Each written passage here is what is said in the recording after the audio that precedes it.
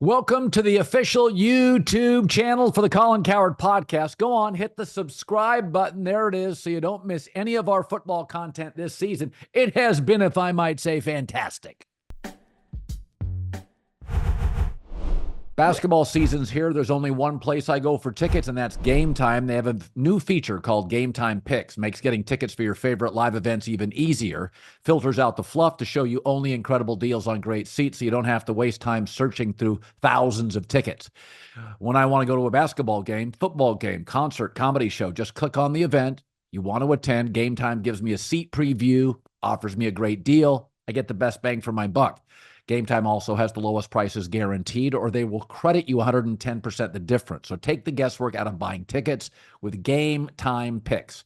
Download their app, Game Time app, 90 seconds, create an account, use the code Colin, that's me, C-O-L-I-N, $20 off your first purchase. Again, terms apply, redeem codes Colin, C-O-L-I-N, $20 off. Download Game Time today. What time is it? Game Time. All right, I am feeling good about my picks this week. I've had a couple of weeks I like. I've also, 3 of the last 4 weeks, had good college bets. By the way, we don't do those here. Chad Millman, co-host of The Favorites, all odds provided by DraftKings. You don't get a freebie very often, but I feel like I'm getting one this week. Tampa Bay, short week, all beat up against the Niners team off a bye. In a bad mood, Christian McCaffrey getting back.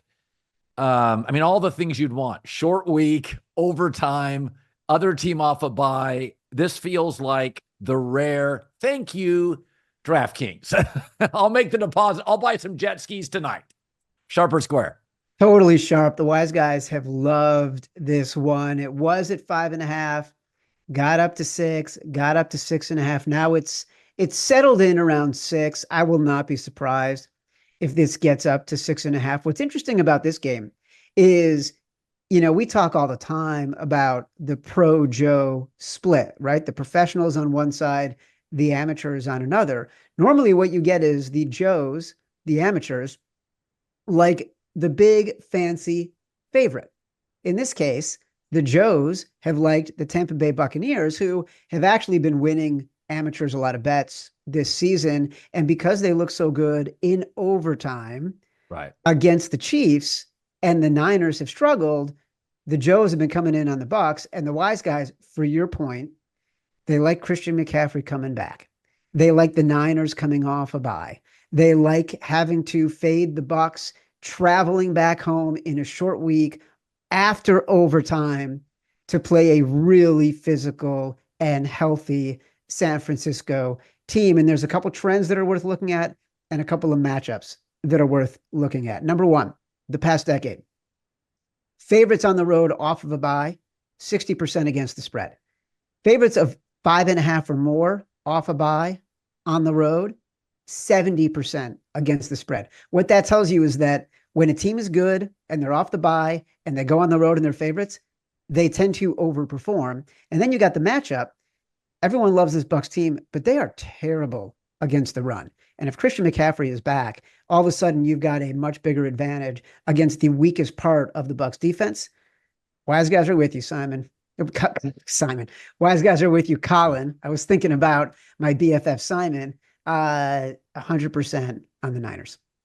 Another game I like a lot is Arizona Cardinals +1. Now, usually a star quarterback with extra time to prepare would put me in a good mood, but I think extra time helps for excellent coaching staffs, dynamic offenses in their prime. The Jets have an interim defensive coach. They're on their second play caller. There is no proof that extra time means anything to this team. And Arizona at home now getting a point.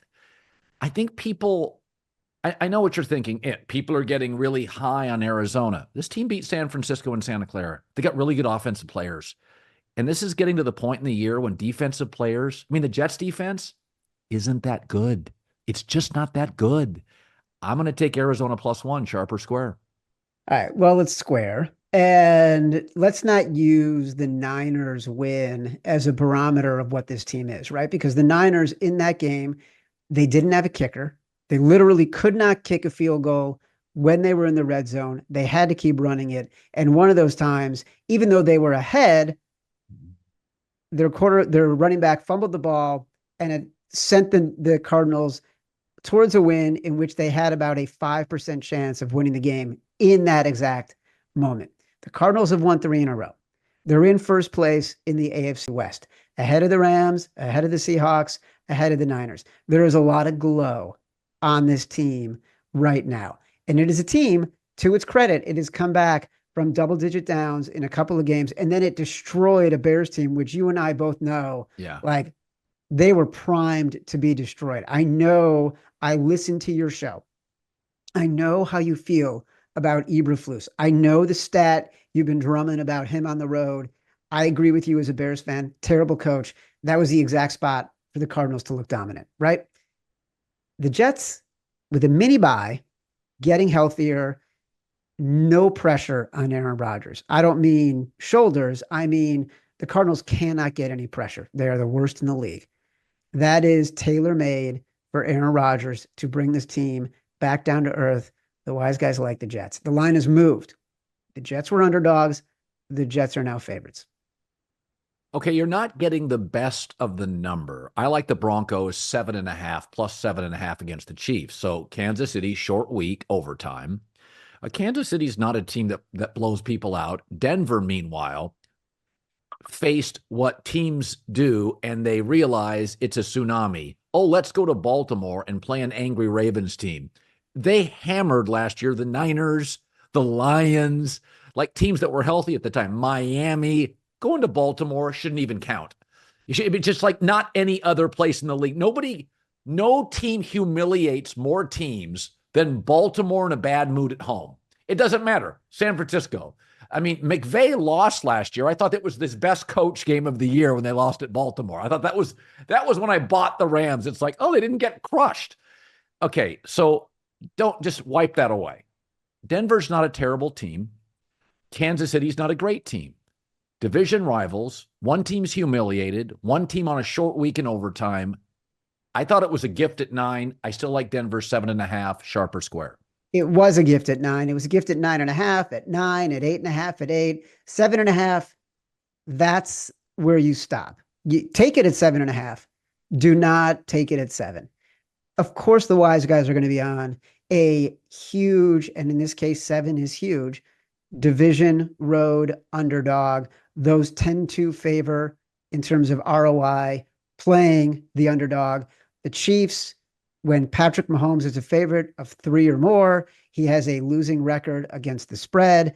They're not the kind of team, and I know you've talked about this as well, they are not a blow them out team right now. Maybe they're going to get there with DeAndre Hopkins, with Travis Kelce getting more into the flow and them understanding who they are offensively now, but they are not there yet. And in this 14-game win streak, they're beating teams by 5 or 6 points a game, right? So they are not the kind of team, and especially in the second half, they slow it down. They get leads in the first half, and then they slow it down in the second half. The Broncos have a great defense. And you can say everything you just said about the Ravens, all the wise guys believe as well. They went on the road. They got throttled. The first play of the game, Bo Nix throws an interception off of a receiver's hands, and everything sort of went wrong for them the rest of the day. But this is a team that continues to grind and play to the whistle and play to the end of the game. I know there's cliches, but in this case, they're true, because Bo Nix is being treated as if he's a 3rd or 4th year quarterback, not a 1st year quarterback. So the expectation is that the Broncos will stay in this game and keep the back door open, and the Chiefs will allow them to keep the back door open. Also, one thing I would say, past 20 years, teams that are off of a 20-plus blowout loss, which the Broncos are, 57% against the spread. So there are times when I just don't think teams are going to play perfect. I'm getting 3.5 Texans at home against the Lions. And Detroit has, this is not a game that you have circled as a Lions fan. You have big games coming up against, in-division teams. This is kind of one of those weird, hey, we got to go on the road and play the Texans. For the Texans, they look at Detroit and think, sheesh, this is like playing the Chiefs. We got to get right. 3.5, I think you come out of a divisional game with Green Bay, you really are feeling it. I think Detroit's better, but the better team doesn't always win. Sometimes it's the home team where you feel like there's real urgency to make a statement. I like the Texans plus 3.5 here, sharp or square. Yeah, the numbers move from 4.5 to 3.5. And I think that the wise guys are with you here, but three will be the tipping point. If it gets to Yeah. three, the wise guys will come in on the Lions. And we've talked about this. The beauty of the Lions is that their strength is in their offensive line. And for lack of a better term, physical travels in football, right? Yeah. Running backs can have a bad game depending on the surface. Quarterbacks can play better outdoors than indoors. Offensive lines, all you're doing is lining up across the guy in front of you and beating him up. And the Lions do that better than any offensive line in the league. I think that is why, last week, all the professional bettors were all over the Packers against the Lions. They thought the Lions are going to be outside. Jared Goff has a bulky ankle. This is the spot where you're going to fade a team that everybody had been making money on, even as big favorites, because we thought we'd see the letdown spot in a really physical game. It didn't happen. Like the physical traveled. So I do worry about the Texans being able to out physical the Lions, especially we don't know what's happening with Will Anderson. And in that Jets game against the Texans, when Will Anderson went out, the Texans were dominating. As soon as he's out, the Jets took that game over. So it's the right side. The wise guys are playing it. It's not my favorite though. Here's a game where I understand the hook, and so people won't bet this side.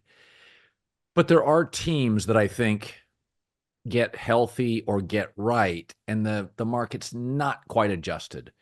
I think the Chargers are going to be a problem this point forward. When you looked at that receiving core last week, and all of a sudden you're like, oh, it's not a huge weakness now. It's actually okay with the development of Quentin Johnston, Ladin McConkey, Palmer, Disley, Hurst, J.K. Dobbins. You're like, oh, shit, they're kind of right now.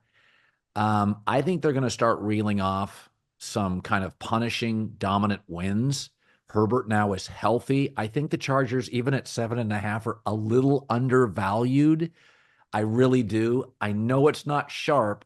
I would take the Chargers comfortably over the Titans. For the record, when we've seen the Titans play good teams, it's fool's gold. Like they can hang with bad teams. I've seen them overwhelmed against well-coached teams.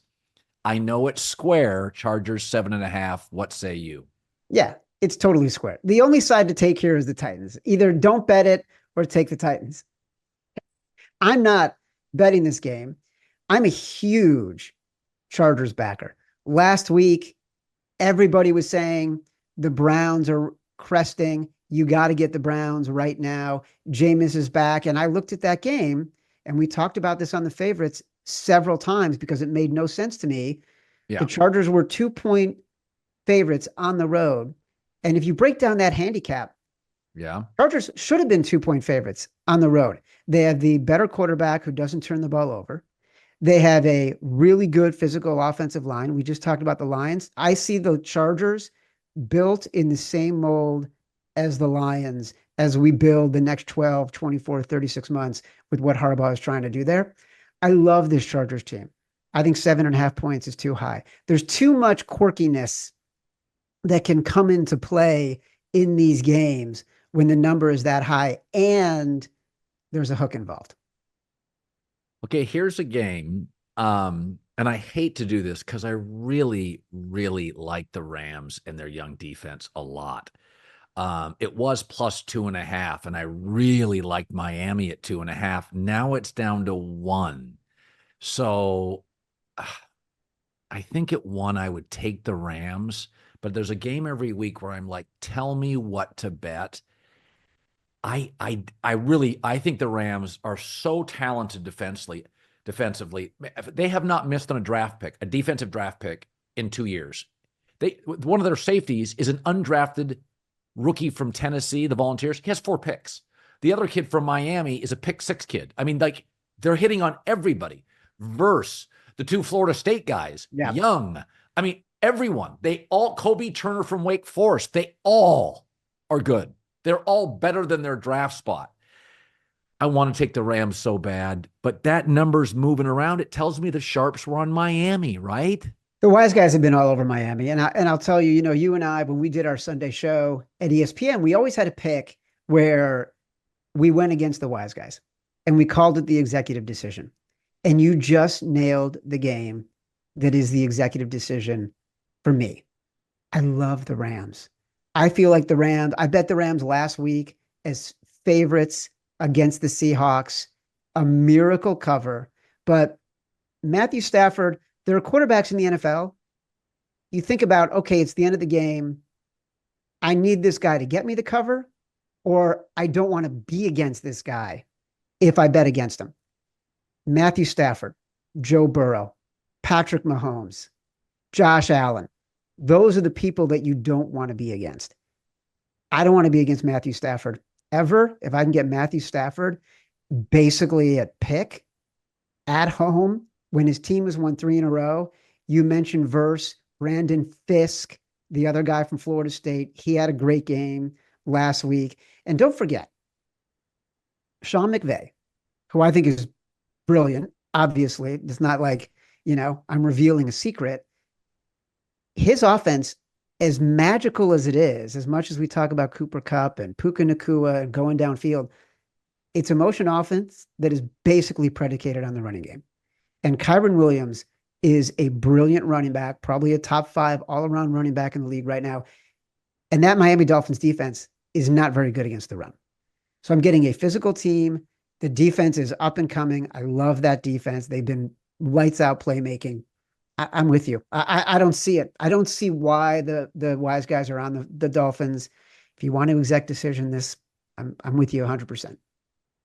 Okay, I love the number 4, Bills -4 at the Colts. If this is a division game, it's different. I do worry about this. Quarterbacks off concussions, Tua was better in the second game. Remember, the first game was Arizona. We talked about this. Okay, better in the second game. Joe Flacco, first game, pretty ugly. Now it's the second game.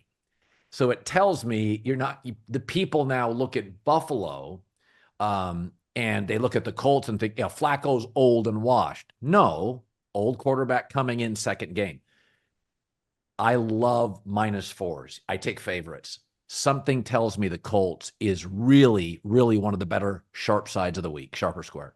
Huge sharp side this week. It was at 4.5 for a hot minute, went to 4.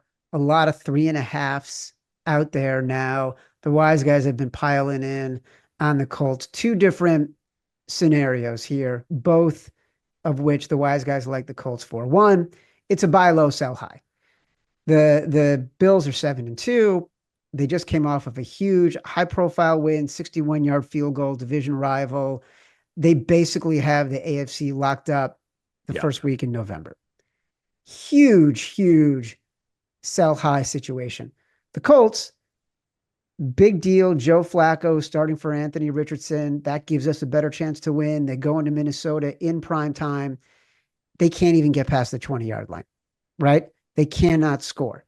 So all of a sudden, you've got to buy low. So that's one scenario in which the wise guys feel like it's overinflated because of what happened in national television for the Colts. And then you got to look, the Colts have a dominant run blocking unit. That is to the detriment of the Bills' rush defense. So in a lot of different metrics, whether it's yards per play, yards or expected points on the rush, total rushes of 10 plus yards, which is sort of an explosive metric, the Colts are top 5. The Bills are not very good defending against the run. So there is an advantage there. And the Colts rush defense has been getting much better. We saw that against the Vikings with Grover Stewart and Brenton Buckner. So there is an opportunity here against what is the strength of the Bills defense or offense to stop them. So the wise guys are huge fans of the Colts here. Every week, There's a game I miss. It's usually egregiously bad to watch. Chad Millman, co-host of The Favorites, all odds provided by DraftKings. What's the game I miss? Does it include Jacksonville? Well, it doesn't this week. Normally it would, but with Yeah. Mac Jones playing, I will say like the line jumped from about 4 to 7, 7.5. I still don't think that's enough. That's how bad most people think Mac Jones is. So I'm not even going to ask you to do anything with that game. I will say the wise guys have been on the Giants against the Panthers in the game in Munich. I won't ask you to talk about that game. I'm a little surprised. Like you brought up all the games that are most interesting to me. There's two games we didn't discuss. One is a little high profile. I'm surprised you didn't bring it up, which is the Steelers and the Commanders. Every week there's a game I want to watch. Okay. I just want to watch it. I think it's a fascinating game. There's an argument to be made. The Steelers have the best defense in the league. They've really figured out, by the way, how to use Russell Wilson. Like Greg Cosell told me today, I said, it reminds me a little of the Seattle Seahawks, power run, defensive culture, two good weapons, tough place to play at home. He goes, well, that's exactly what the video tells you. It's a poor man's Seahawks team. I kind of like Pittsburgh here, right? Getting points. Yes, you do. What's scary is you can't get to 3 anymore, right? Because it was at 3. When it got to 3, the wise guys, they immediately bet the 3. And it went down to 2.5. And it's just sort of sitting at 2.5. I would still play the 2.5. 2 is a key number in the NFL now with all the extra points being missed or teams going for 2 more often. So I wouldn't be afraid of the 2.5. But this is really the best defense you just noted that Jaden Daniels has faced from 2 defensive ends who can really rush the passer. And because Alex Highsmith was out for most of October, their rush metrics are not as high as they normally are. But he's been back, and this is really a stellar defense. It's also a rah-rah Mike Tomlin spot. You got Mike Tomlin on the he's the best underdog coach. Burrow is the best underdog quarterback, I believe. Yes. And I believe Tomlin getting 2.5 points here against Washington is the best underdog coach. Colin, the numbers back you up. The Mike Tomlin, 61% against the spread as a dog on the road in his career. He is the most profitable coach as an underdog against the spread this generation. In the history of data that we have tracking all this stuff, going back about 20 years, the most profitable coach in this situation. Also, 25-5 straight up against rookie QBs. Everyone is looking for the moment to sell the Commanders because they've been so extraordinarily good. The Steelers off a bye with these 2 defensive ends and Mike Tomlin as the coach might be the time to do it. But I didn't give you the gross game. All right. Can I interest you in the New Orleans Saints plus 3.5 against the Atlanta Falcons? No, you can't at all. We are playing the dead cat bounce. We have a team that has a new coach that got rid of the guy who, by all accounts, and we've been hearing this for more than a year, they hated Dennis Allen. They've been out on Dennis Allen. How many points are they getting? They're getting 3.5. They were here's the thing. The Saints are getting 3.5. They were getting 4. It's down to 3.5. So the wise guys are on them because the public is betting the Falcons. So we got a pro Joe split here. This team played so badly last week. Their most popular player, Cam Jordan, apologized on Twitter. And if you look at the games Derek Carr started, look, they've lost 7 in a row. 4 of those games are with Derek Carr. One of those games, Kansas City, they lost 26-13. But it was closer than the score. The other 3 games, they were by 3 points, 2 points, and 1 point, including one of these games against Atlanta. So I know, like, the receivers are out. They just traded Marshawn Lattimore, the cornerback, to the Commanders. But this is the spot to back the Saints. You just got to hold your nose and do it. You might not bet them again the rest of the year. It's like we bet the Panthers when Andy Dalton came in because you knew there'd be some kind of change. Derek Carr, second game back, new coach. This is it.